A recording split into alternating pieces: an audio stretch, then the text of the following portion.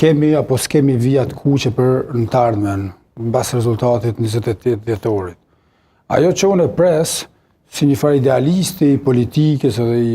i ushtrimit funksione publike, unë e pres që partit me heq dorë prej partit me u pajtu, mos me heq dorë, me u pajtu me idenë që se cila ka një farë obligimi moral edhe vis-a-vis publikut edhe votës, që me pas sjellje sa ma konform me ato që ka presi njerëzit, edhe si që ka sqaruar edhe gjykata kushtetuese edhe presidentja në disa raste, edhe madje është i njohur si parim që nuk mundet me u përdorë një rregull ose një situatë me bloku mos me ia leju makinerisë shtetit me funksionu. Edhe nëse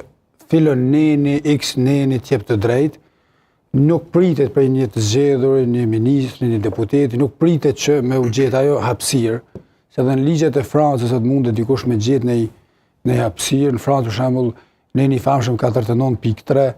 49 alinea 3, ja mundson kryeministrit, qeverisë, me kalu dhe buxhet e çdo ligj pa pyet parlamentin. Republika e 5 franceze ka qatë specifik që s'ekziston askund në botë, edhe disa raste është përdor ajo, po kjo është konsideruar si dhënim i legitimitetit, se tani çka po duhet parlamenti kur i ki 577 deputet, edhe ti e ki drejtën kushtetuese, po moralisht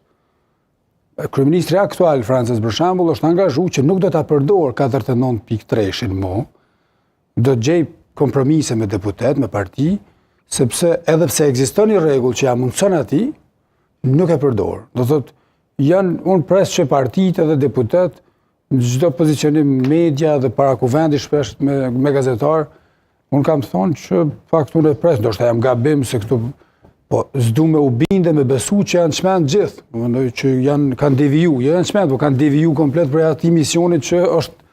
goxha bazik, fakt. Jarë gati njerëzve që të kanë zgjedh, edhe nuk pritet për teme të bëna zbulim të madh aty në parlament. Dhe ty veç duhet me u konformu dhe me respektu çato rregulla. Disa ligje janë